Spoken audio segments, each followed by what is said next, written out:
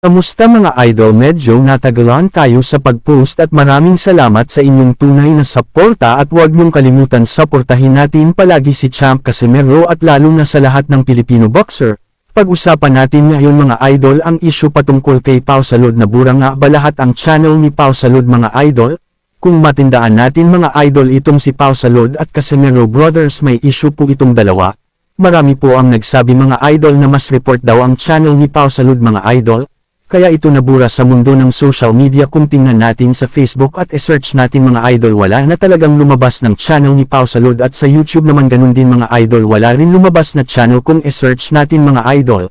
Kayo mga idol, may kinalaman ba ito sa issue ng Casimero Brothers at kay Pau Salud? Para sa akin mga idol, malabo po mangyari yan. Unang-una, mabait po yan ang Casimero Brothers at nakasama ko na yan sila, sobrang bait po talaga, wala po akong masabi, sobrang bait po talaga nila.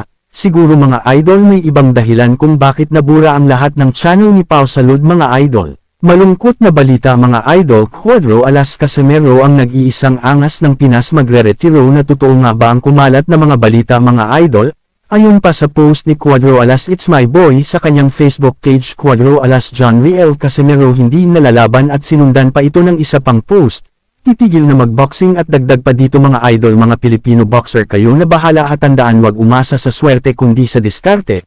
Huwag kayo matakot sa mga kalaban nyo, pagulungin nyo mga ulo nila. Andito lang ako nakasuporte sa inyo. I love you sa mga tunay na sumusuporta, at sa mga haters wag nyo ako sundan, dyan lang kayo or kayo na lang magboxing, magaling naman kayo mga ampaw. Yan po ang sinabi ni Casimero mga idol patungkol sa kanyang post. Dagdag muna natin ka mga idol patungkol sa sinabi ni Casimero na titigil na sa pagboxing. Silipin muna natin ang post ni Champ Casimero. Sabi pa dito mga idol, matagal na akong hindi magboxing, sana kung wala si Inoue titigil lang ako magboxing, kung mapabagsak ko na si Inoue, mark my words.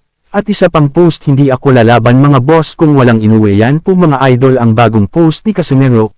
Kung isipin natin ng mabuti mga idol, hindi titigil si Casimero sa pagboxing kung hindi si Inoue ang makalaban.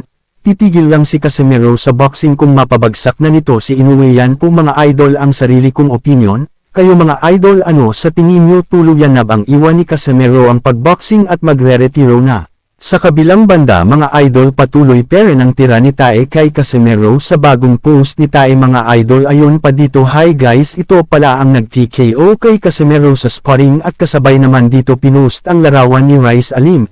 Hindi pa rin tinigilan ni Tae itong si Champ Casimero mga idol. Dahil nung nakaraan si Jonas Sultan at Chavit Singson naman ang ginamit nito. Sabi pa dito Casimero, tunay na dahilan bakit takot sa rematch kay Sultan, di niya matamaan si Sultan. At isa pang banat mga idol, ayon pa dito, ninong na rin ba tawag ko kay Gov si Jason kasi magpapik lang yan sa isang tao kung ano-ano na claim nun. Yan po mga idol ang mga tira ni Tae sa Casimero Brothers. Hindi pa rin tumigil, ano kaya magandang gawin dyan mga idol para tigilan na ang Casimero Brothers?